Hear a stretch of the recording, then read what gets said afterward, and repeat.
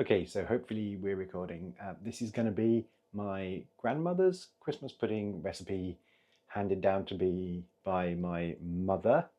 We're going to see how well it goes and we're just going to get started now. Here are all the ingredients. Basically, it's an old-fashioned steamed pudding. So what goes into it is mostly raisins, flour, nuts, eggs, all good things. We put the dry ingredients in first, we stir it round, then we put the wet ingredients in, we stir it round, and then we stick it into the pressure cooker for hours. But it's a pretty simple recipe, so it's not going to take long to get most of it together. We are going to do halves as well. Fortunately, we've got the old-fashioned thing this year, so the old-fashioned scales, so we can just do it in ounces. In previous years, we've done it in grams and then converted it, but we don't need to this year. So it should be quite easy. It says makes 4. I feel like what we'll do is we'll fit it into something that looks a little bit like this, and usually half the amount fits into that. So we'll see how we go. So we basically just bought most of the stuff. So essentially what we just need to do is get started. And we get started with 12 ounces of currants, which are here. Hilariously gonna struggle to open the first one. Of course, they've spilt all over the place. And we need 6 ounces then.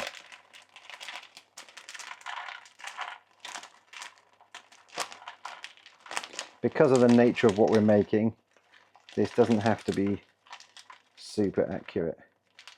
1, 2, 3, 4, 5, and 6. There we go.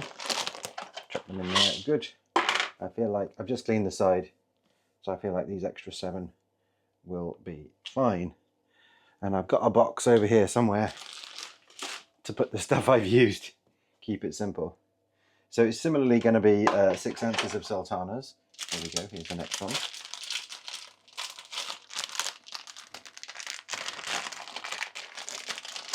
And so what we've had to do in some places here is update the old-fashioned recipe for what's really available in the UK today, depending on what we're looking at. Some was far more available than others. So that's sultanas in the go. Raisins I'd already opened. So it's basically 6 ounces of stoned raisins and 6 ounces of steamed raisins. We're just going to put 12 ounces of raisins in. Just seems far too confusing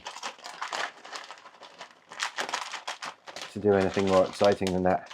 I'm sorry for the length of time it takes to get all this in here. I promise we speed up. There we go, good. Nice and simple. It fell over. So that's all the raisins. And honestly, that's the basis of what we're making, is all these thick, sugary goods come together in a nice big cake. Let's just go for the next thing, which is 5 to 6 ounces of chopped mixed peel, which has almost disappeared on the recipe. Just says chopped mixed peel. So again, we just really want 4 here. That made itself inaccurate by falling over. Not really. Okay, fine. So yeah, just really 3 ounces then, to be fair. That looks good. Put those in, give a bit more flavour. And then we want a teaspoon of mixed spice, which in this case is going to be half a teaspoon.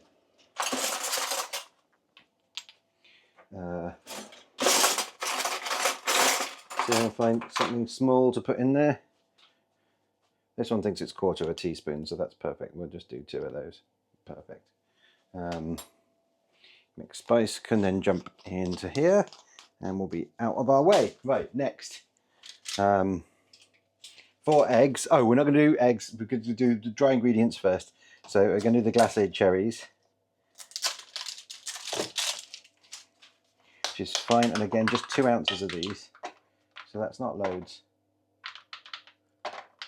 In fact, it's going to be like that many. Now I'm just going to keep those out, and there's a reason for that. is because our next ingredient is diced apple. We don't need loads of it, but if you looked at those cherries, they're whole. Turned out to be 7 of them. So with the whole cherries, what I'm going to do is slice them at the same time I slice the apple. And I say I'm not going to have loads of this. I sort of think that much will be absolutely fine. But we do have to cut it quite small. Because we don't want big things in the recipe. We don't want big chunks. We kind of want it all to mix in together. So I'm going to do that.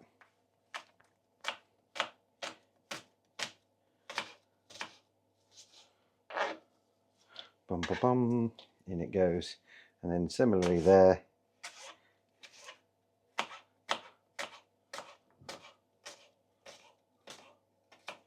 So we might coat a little bit this direction as well, just to get a bit more in there.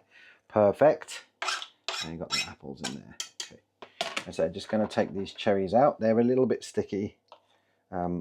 We don't want loads of cherry. I kind of just want to chop them into broadly 4 pieces. Again, I just don't want them being too big to eat. They tend to be really hot in your mouth as well. So just something like that all should be absolutely fine. And then chuck those in. Right, how are we doing for dry ingredients? We're already on there. Right, 12 ounces of suet, that comes later. Suet, we're just using butter because suet there. 12 ounces of fresh breadcrumbs. We haven't got loads of this. We're just going to use a little bit of sourdough here. So I'm not going to stress about the level of ounces on this to be fair too much. That's about 4. What was it? How much did they want? 12. Feels like a lot, you see. So I'll just put 3 in and see how we go. You say, because you do end up with a lot of bread in this recipe. I feel like it could probably go slightly lighter based on previous years. This won't take long to whiz. I'm really, well, we can always edit this after. Mind your ears.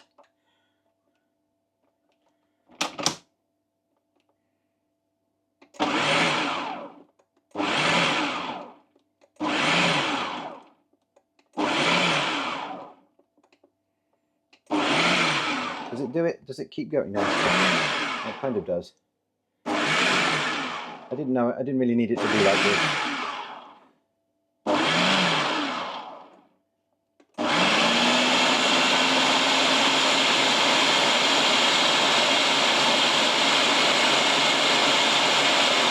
I do want it quite small.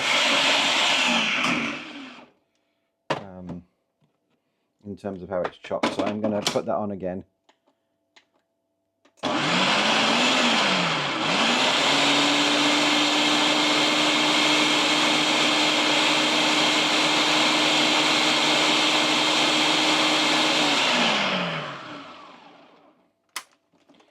And it just kind of seems like far too much, to be quite honest. So I'm gonna put, like, I guess about half of those in there. It feels about right. There's more to come on the dry ingredients. So let's look next. We need 8 ounces of sugar, which is going to be 4 ounces of sugar, which feels better. And none of this is good for you, by the way. I recommend small slices and once a year, to be quite honest. Then a small teaspoon of baking powder, which is this one, which I've got a funny feeling isn't open. Now I've got my knife out though, I can do these jobs. And then we can just, I say, 1/4 spoon at a time. 1, 2, 3, that's plenty, I would say. And then 1/2 teaspoon of salt, so basically a tiny amount really. I'm just going to go with that. And that's it for the dry ingredients. So then of course you mix it up. Oh, we haven't done the flour. Okay, 4 ounces of flour coming up as well. Probably not the worst idea to do this. The many is the year I've missed out the flour. I don't think, again, I think this recipe calls for too much. So I'm just going to put 2 or 3 ounces in and not stress it. I think it makes it too much. So we're going to see how we go with this. Also, we kind of don't want one that's massive here, based on what we're trying to make. So basically, this is the kind of the key bit. You mix it around, and you're really trying to get a really good mix in this.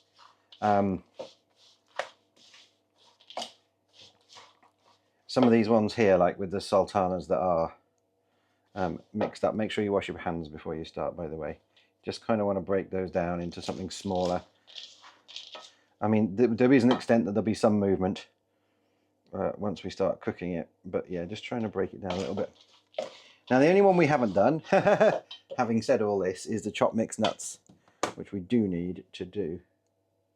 So I'm just going to find where I managed to not put those in. Maybe they're not in this recipe, or are they extra things that you can add? Baking powder, barley wine. Maybe we don't have mixed nuts. That's okay, we won't have mixed nuts. Got them ready, can't see them on the list.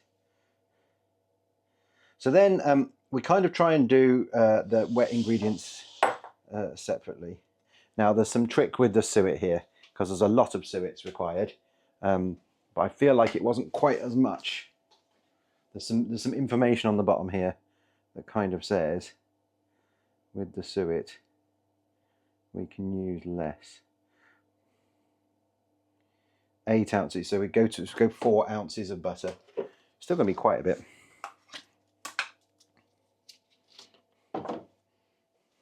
And there's some amusing things here, so I don't know whether just to do this all in there. So yeah, this basically adds your fat.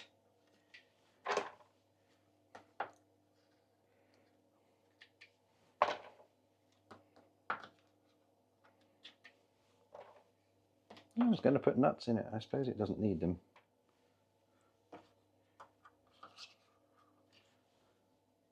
There we go. So I'm going to just melt that slightly, just so it becomes a steerable thing. The microwave is behind here.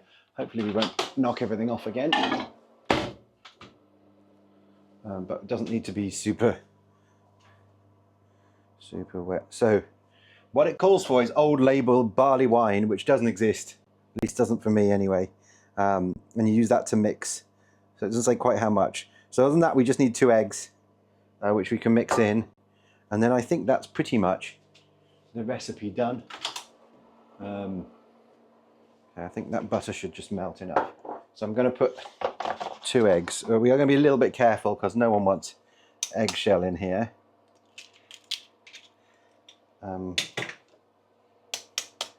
Obviously this makes it all stick together when we get to it.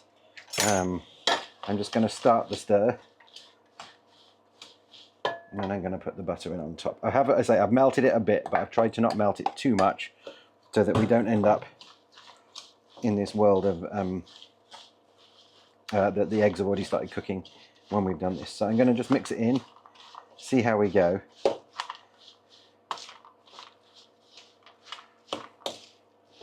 In terms of getting it into a nice sticky mixture. I'm desperately looking just to see if I've done anything silly here. Hopefully I haven't. But it doesn't matter too much. So here we go. This is the Old Speckled Hen, old label barley wine. So basically it's just an ale, a stout ale that you need. Gosh, I don't know if I'm old enough to still have a thing to take the top off this type of this bottle. I will get there in just a second. There we go. It's in the shop the whole time. I don't drink, and so this always tastes disgusting. It doesn't remove the amount of wine from it. I just tend to put a bit in, stir it, and see how we go. I mean, that's gone everywhere, so it probably went a bit fast, but that's fine. We won't worry about that too much for the time being. Sometimes things happen that you don't expect. You're supposed to make this like in kind of mid-November. Oh gosh, that smells of Christmas pudding. You're supposed to make this sometime in mid-November, so it has plenty of time for all the flavours to merge together. As you can see, we absolutely have not done that. So this is where the choice of how much flour went in makes a difference, because I'm going to say that really doesn't need too much more alcohol in it.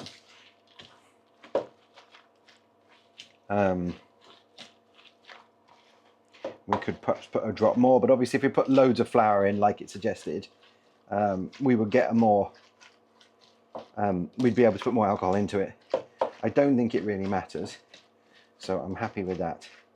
And then this is pretty much it. You can do things like grate some carrot in. I mean, it's like one of these recipes where, you know, chucking stuff in is not a particular issue. I can't remember what the suggestions are down here. Apricots, grated carrot, you know, so there's lots of things that you can do. Given we've got a bit of space, we could just grate a tiny carrot in, perhaps. That's me looking at the consistency and just thinking, I wonder whether a little bit of carrot wouldn't go amiss in this one.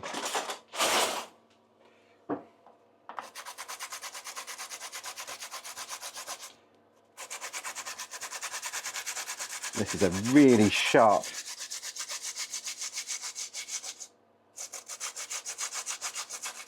blade, so I'm going to be a bit careful. There we go. And it's like the issue with this is to mix it as well as possible. So traditionally, the whole family would give it a bit of a mix. And although this is looking really orange now, it won't look orange once it's cooked, as probably you know from sort of carrot cake and stuff. That'll just completely disintegrate down into its fibres. To make sure it's properly stirred. The more you stir it, the better. Obviously what you want to do is get the flavour of the alcohol into the raisins. You can smell it like crazy here, it's really interesting. And then that's kind of it really.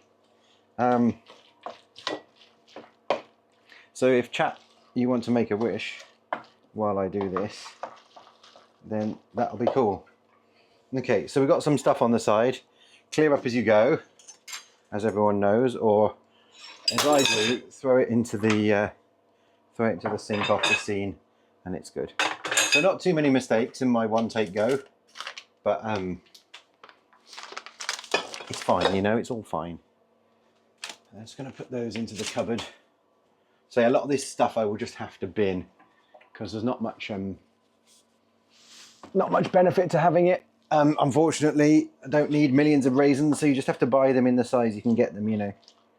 Right, there we go. So I'm just gonna, I threw away that other bowl by accident, didn't I? So we're just gonna try and grease this slightly before we get started. Just so the sides of the bowl are greased. This just means that when it comes out, it will come out fine.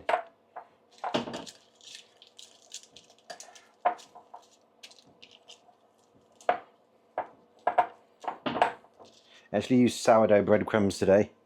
I can't imagine it'll make much difference. But we'll see. Okay, I'm just going to give it one stir. And then what we're going to do is just put it into here. I feel like that's absolutely the wrong way around for the camera. What I've generally found is that this kind of amount just about fills one of these bowls. And although when you're here, it feels like it's not going to, by the end it can get to the top. So the trick is that you steam it now for about 5 hours, which is a very long time. The benefit, if you've got a pressure cooker, as I have over there, is that 5 hours can become more like 2, and it's fine. And you steam it and then you put it away. And then on Christmas Day, you need to steam it for another 2 hours to get started, which is delicious. So there you go, that's worked out almost exactly at the top, which was kind of what I planned. Just a little bit more here. It might expand slightly. I find they do expand very slightly, but not much.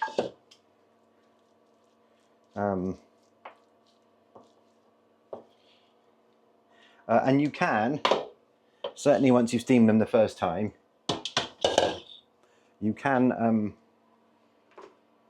put them in the microwave to cook it. It does not taste anything like as good. But for once if you've got leftovers, I would tend to say that that's the best way. This is lazy, but we're going to do it like this.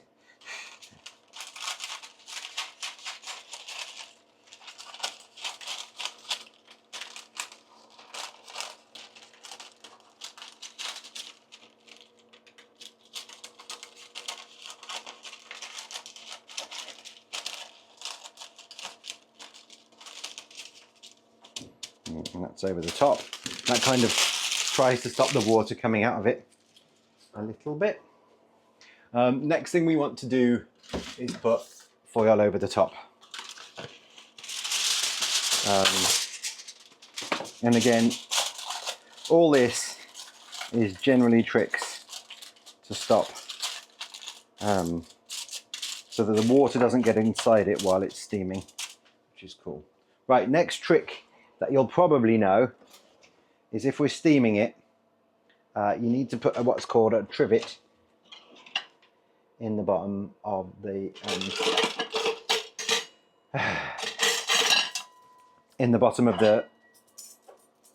pan. There's many ways of doing it. I think this one will just sit like that. All you're trying to do here, I think it'll sit like that. All you're trying to do here is stop the water, so stop the pan being on the very bottom, because the very bottom bit will burn. Now, I have got, fortunately, these handles in the side of here, so I can put this in like this. And I should be able to pull it out without too much problem. If you're not, what you do is you take some foil and you fold it over and you make sure there's something underneath it. And that's pretty much what we do for Christmas pudding. And the only other thing I'm going to do off the stream is to put some string around the top. I'll fill this with water. With pressure cooking, you don't need to come back and put more water in. You need it to about 3/4 height, maybe a bit higher. What you're trying to do is avoid getting the stuff, water into the pudding itself. And then, as I say, 5 hours. If you're having to do it now to pressure cooker, the steam will boil off however well you do the lid generally. So you have to come back every so often and check how full it is. And that's it. That's my mum's Christmas pudding. Hopefully on Christmas Day, I'll be able to show you how it went.